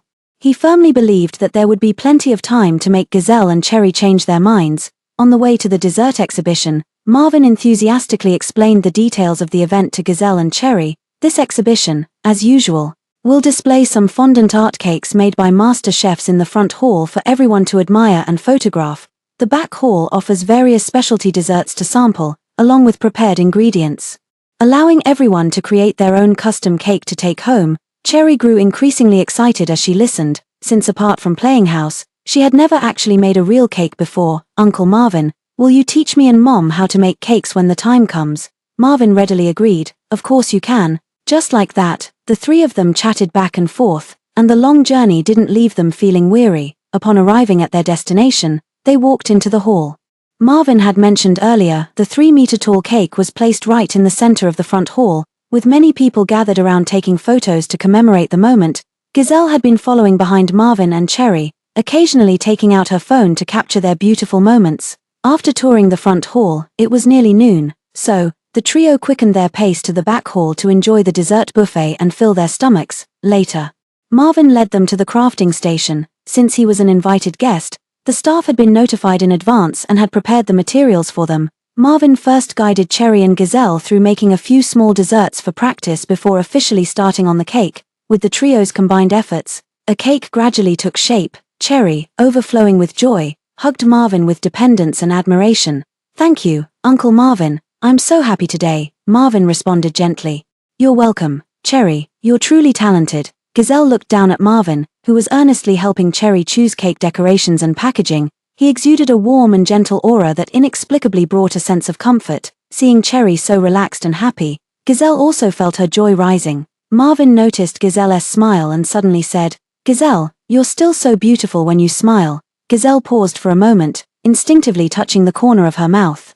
Cherry looked at Giselle curiously and asked innocently, "Mommy, why is your face turning red?" Giselle was momentarily at a loss and didn't respond to either of them, only reaching out to vigorously ruffle Cherry's head. Cherry pouted and swatted away Giselle's hand. "Mom, don't mess up my hairstyle." Giselle subconsciously glanced at Marvin, and the two locked eyes, unable to suppress their laughter. At this moment, a warm and joyful atmosphere enveloped them. As if all their troubles had faded away, leaving only this beautiful moment. After packing up the cake and desserts they had made, the three of them prepared to head home. "Marvin, I really have to thank you today for taking Cherry out to relax." Marvin blinked his eyes. "Chef Giselle, if you really want to thank me, then treat me to another meal, I'll bring the ingredients." And so, the three of them didn't head to a restaurant or go their separate ways home, but instead went to the supermarket together. Inside the supermarket, Marvin held Cherry's hand as they walked ahead, eagerly picking out snacks and ingredients they wanted, while Giselle followed behind, pushing the shopping cart. Just then, Ollie spotted them from a distance, the three of them looking like a close-knit family. He hurried forward, reaching out to pull Cherry away from Marvin's side. "Cherry, Daddy's here." Giselle frowned tightly and hurried forward to block Ollie. "What are you doing here, Ollie? I thought I made myself very clear that day." Ollie instinctively avoided Giselle's questioning gaze, looking past her at Cherry and Marvin's clasped hands, feeling a pang of bitterness in his heart. "Cherry, don't you want Daddy anymore?" Cherry looked at the suddenly appearing Ollie, rubbed her slightly itchy eyes, and whispered, "Uncle, it was you who didn't want me anymore. You only wanted to be Noah's daddy." Ollie, hearing this, thought Cherry still had feelings for him and quickly interrupted her, not letting her continue talking about the past. "Daddy didn't. Daddy has already made things clear with Noah's mom. Cherry, Dad will never do that again. Dad truly knows he was wrong. Dad misses you so much and regrets everything he did before. Cherry, can you give Dad one more chance? Come back to Dad's side." "Okay." However, Cherry avoided Ollie's gaze and responded loudly, "No, you're not my dad.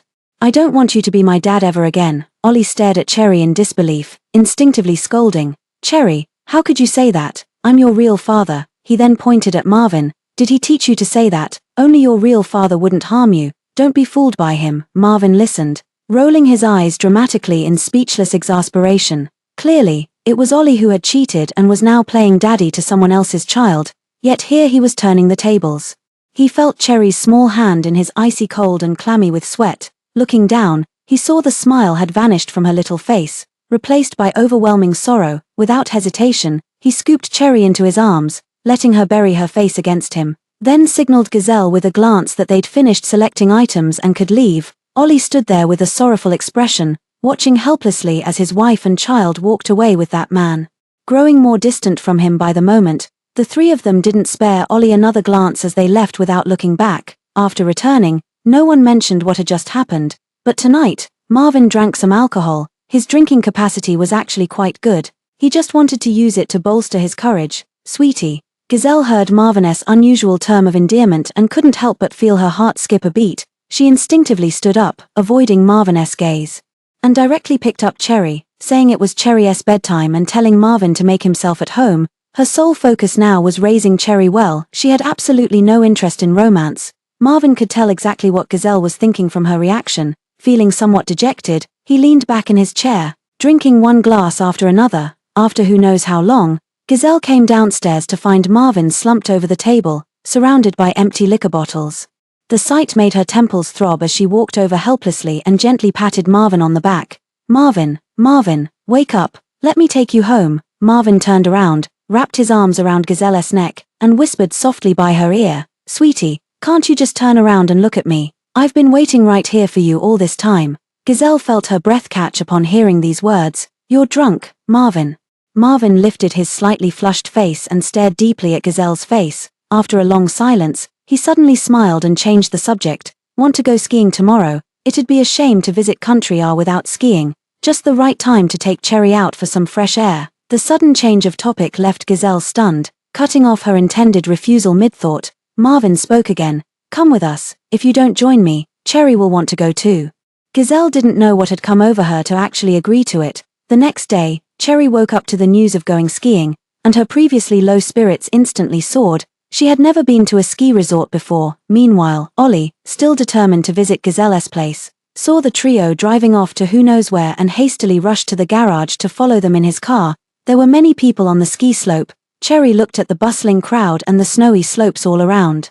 Her face brimming with excitement and curiosity, Gazelle bent down to adjust her scarf, helped her put on the children's ski suit and protective gear she had just brought from work, then went to assist Marvin with putting on the right elbow guard. "Is this okay? Not too tight?" The enthusiastic staff member passing by couldn't help but say something when seeing the heartwarming family of 3 before them. "Sir, you and your wife make such a lovely couple, and your child is adorable." Marvin laughed and, before Gazelle could speak, quickly thanked the staff member for the compliment. Cherry looked at her mother, then at Uncle Marvin. She asked Gazelle in confusion, "Mom, is that Uncle saying Uncle Marvin is my dad?" Then, she immediately asked Marvin, "Uncle, do you want to marry my mom? As long as you can make Mom happy, I agree to you being together." The child's innocent and blunt words instantly made the 2 adults feel awkward. Gazelle twitched her lips and quickly grabbed a nearby child's helmet to put on the little one's head, cutting off Cherry who was about to speak again. Marvin replied with a smile in his eyes, "Really? Then I'll thank Cherry in advance." Ollie only found the 3 of them at this moment. Gazelle frowned at the sudden appearance of Ollie before her. "Are you following us, Ollie?"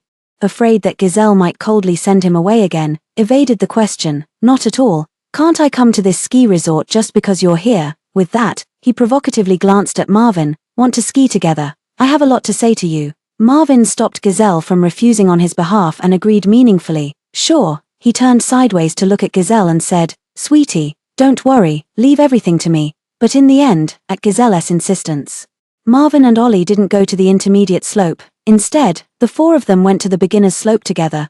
Gazelle took Cherry to the other side, where they followed the instructor to learn some basic moves. Marvin and Ollie started chatting while warming up. Ollie was the first to speak softly. "Gazelle and I have been married for 5 years. I heard she had feelings for me back in college. She's only seeking comfort from you now because I hurt her too deeply. If you're smart, you should walk away on your own." Marvin replied calmly, "We were college classmates. Back then, we were very close friends, so I've known about you for a long time. I also knew about her feelings for you back then." Ollie grew somewhat angry. "You knew, and you still chose to interfere with us." Marvin glanced at Ollie, who was on the verge of losing his temper again. "You'd better get this straight. You were the one who cheated first, weren't you? Let me say it again. You have no right to judge our relationship. The only reason I'm having this conversation with you isn't to argue about Gazelle, because she's long since stopped having any feelings for you. Do you remember those days you spent drowning yourself in bars after your white moonlight left? Do you still think to this day that it was Gazelle who drugged you just to have you? Actually, you were being targeted by someone, and it was Gazelle who saved you. No need to question how I know this, that bar just happens to be owned by my family. As for what happened between you two, it was you who actively asked Gazelle to stay. At that time, Gazelle had already walked out to the hallway, but you ran out and stopped her." Ollie somehow suddenly found the vast expanse of Snow White before him too glaring, stinging his eyes until they ached. Marvin had mentioned that matter, though in truth Gazelle had told him about it many times before. But subconsciously he refused and didn't want to believe it, as if only by doing so could he justify hurting Gazelle. Ignoring Gazelle's devotion to him, and overlooking how Cherry relied on him, he suddenly didn't feel like talking to Marvin anymore, so he evaded the conversation by sliding forward, but his weakened body caused his balance to falter, sending him tumbling downward. Marvin instinctively reached out to catch him, only for both of them to fall together. "Marvin, Uncle."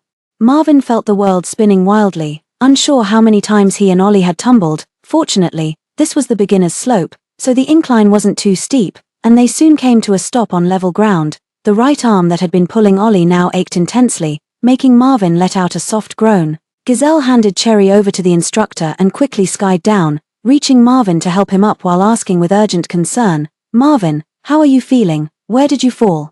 Marvin struggled to sit up, leaning against Gazelle. "My arm hurts so much." Gazelle's face changed color as she urgently directed the arriving staff to place him on the stretcher they had brought, without a spare glance at the other side, where the staff had similarly placed Ollie on a stretcher. The two were taken to the hospital together by ambulance for treatment. Gazelle took Cherry home, arranged for a friend to look after her, and then rushed to Marvin's hospital room. "Marvin, how are you feeling?" Marvin looked aggrieved. "It hurts so much." Gazelle scolded Marvin with a pained expression. "I saw everything. You shouldn't have pulled Ollie like that, understand? And what exactly did you say to him? Look how upset he was." Marvin replied calmly. "It was about that misunderstanding involving you. I had to make him see reason so he'd stop bothering you." Gazelle fell silent for a moment, then fixed Marvin with an intense stare that made Marvin squirm internally. "I'll finalize the divorce certificate arrangements with him later." Marvin was startled, his eyes lighting up as he suddenly felt the pain in his arm vanish. "Seriously, after your divorce, we can go get our marriage certificate right away." Gazelle didn't respond, merely pulling the blanket up a little higher for him. "Go to sleep and rest now, I'll go talk to him." With that, she rose and left Marvin's hospital room, heading next door to Ollie's ward. Ollie saw Gazelle enter, his eyes lighting up with delight, yet her next words plunged him into an icy abyss. "Once you've recovered from your injuries, we'll return home to finalize the divorce." Ollie subconsciously shook his head. Gazelle said calmly, "I have no feelings left for you, haven't you realized that already? I can wait. I'm willing to wait forever, until you change your mind." Hearing this, Gazelle couldn't help but laugh. "You may be willing, but I'm not." Ollie felt utterly defeated upon hearing this, yet still fought on unwillingly. "I know I misunderstood you, I repent, and I promise to devote myself wholeheartedly to our little family from now on. Could you give me one more chance?" Gazelle remained cold and indifferent, uttering just two words, "Too late." Ollie turned pale, clinging to his last shred of hope. "We've been married for 5 years. You've loved me for so long. I can't believe you're truly willing to separate from me." Gazelle closed her eyes, took a deep breath, then looked at Ollie with not a trace of affection in her gaze. "I don't love you anymore." That so-called love was completely worn away during those 5 years. Ollie watched, utterly devastated, as Gazelle walked away without a hint of hesitation. Memories of the past, of all the hurt he had inflicted upon Gazelle and Cherry, came flooding back to him all at once. His guilt and pain were magnified infinitely, forcing out a muffled sob of anguish from his lips. 2 weeks later, Marvin and Ollie had completely recovered from their injuries. Gazelle had originally planned for Marvin to wait in country for her and Cherry to return, but he insisted on coming along, so she simply brought him back to their home country. As soon as she returned to the country, Gazelle led Cherry and Marvin back to her only residence in the country. After dinner, the three of them curled up on the sofa to watch a movie. As they watched, Marvin and Cherry leaned against each other, their eyelids growing heavier until they unknowingly drifted off to sleep. By the time Gazelle noticed, the two of them were already fast asleep. Gazelle gingerly picked up Cherry from beside Marvin and carried her back to the nursery. She then returned to the living room and gently covered him with a blanket. Just as Gazelle was about to leave, the drowsy Marvin reached out and grabbed her hand. Gazelle paused in her movements, slowly turned around, gently pried his hand away, and tucked it under the blanket. Early the next morning, Gazelle contacted Ollie and headed straight to the Civil Affairs office to complete the divorce procedures. This time, Ollie was surprisingly cooperative, and the procedures went smoothly. But right after registration, Ollie regretted it, his eyes turning red as he mumbled something under his breath. Gazelle didn't even glance at him before turning to leave. Just as she reached the door, she suddenly heard a voice behind her call out, "Daddy Ollie." Gazelle instinctively turned her head and saw Noah rush to Ollie's legs, clinging tightly. Ollie remained expressionless, forcefully pulling Noah away, and said coldly, "Didn't I tell you? Stop calling me Dad." At that moment, Edith quickly approached, took out a ring box from her pocket, opened it, and handed it to Ollie, saying, "Ollie, you're divorced now, marry me." However, Ollie's expression grew even colder. Without even glancing at Edith, he walked away briskly. Gazelle had no interest in watching others embarrass themselves and was about to head home. Unexpectedly, Edith suddenly called out to her from behind, "Gazelle, wait." Inside the cafe, the two sat facing each other.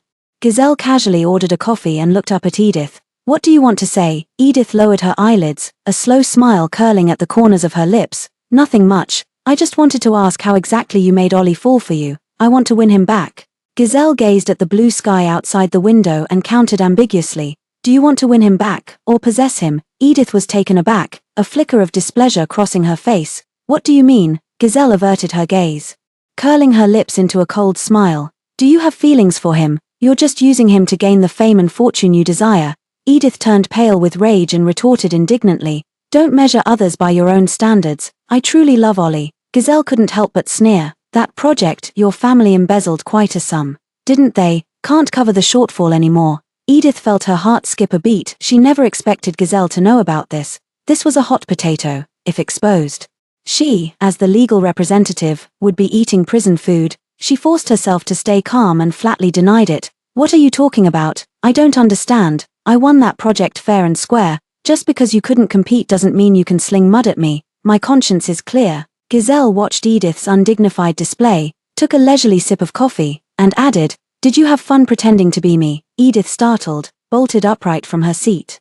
Only when she noticed the odd glances around her did she realize her lapse in composure. She quickly sat back down, frowning as she fixed a piercing stare at Gazelle. What do you know? Gazelle looked calm, casting a meaningful glance behind Edith before saying slowly, Ollie doesn't know I audited classes at H University. To this day, he still thinks it was you who delivered the documents to help him when he was being unfairly treated, doesn't he? Edith suppressed her pounding heartbeat, fine beads of sweat forming on her forehead. That's right, she had impersonated Gazelle. At first it was just a happy accident, but after Ollie gained so many benefits from it, she quietly accepted it as her due. There was even one time when Ollie bluntly stated that incident was the key to developing affection for her. From then on, she became dead set on claiming the whole affair as her own glorious achievement. Putting on a brave face, she retorted stubbornly, So what if it is? So what if it isn't? That's all in the irrelevant past now, nothing worth discussing. Gazelle watched Edith's utterly hypocritical display and raised a disdainful eyebrow. In that case, I really have nothing more to say to you. With that, he stood up decisively and strode out. Ollie, who had been sitting behind Edith with his back to her, now slowly walked up to Edith, looking down at her with icy eyes. Edith, just how many things are you still hiding from me? Edith never expected Ollie to appear at this moment. Flustered, she tried to grab Ollie's hand, desperately explaining herself. Ollie, don't believe anything Gazelle said, it's all lies. Ollie coldly took a step back. Fix the mess in that project as soon as possible. I don't want to see you in the defendant's seat. Edith felt as if struck by lightning, collapsing weakly into her chair. She could only watch helplessly as Ollie's figure grew more distant, until it vanished from sight. Gazelle walked out of the cafe and headed straight home. As she pushed open the door and saw Marvin and Cherry eagerly waiting for her, all the day's troubles instantly vanished into thin air, leaving only boundless warmth in her heart. The day after the divorce, Gazelle purchased a pile of gifts and solemnly followed Marvin to meet his parents. That day, she showcased her culinary skills, and with Cherry being so sweet and adorable, coupled with the fact that Marvin's parents had long known their son harbored feelings for a woman, they were overjoyed that he had finally fulfilled his wish and successfully married the love of his life. Everything fell into place, and the two smoothly obtained their marriage certificate. They didn't have a traditional wedding, but chose to travel for their marriage instead. The family of three thoroughly enjoyed touring the magnificent landscapes of their homeland, having the time of their lives, before reluctantly returning to country R. It had been 4 years, Ollie, since we last met. Cherry's school held a financial lecture, claiming it was to broaden the children's knowledge horizons. The invited guest was a young overseas entrepreneur who had also established a scholarship at the school to encourage hardworking students. Gazelle immediately guessed who it was upon hearing the name, as expected, on the day of the lecture. The one standing on stage speaking eloquently was none other than Ollie. After the speech, Ollie wanted to meet Cherry, but just as I stepped off the stage, I saw Cherry cheerfully calling out Mom and Dad while holding each of their hands, skipping away happily. Ollie could only stand rooted to the spot, helplessly watching Gazelle and her family of three gradually fade into the distance until they completely vanished from sight.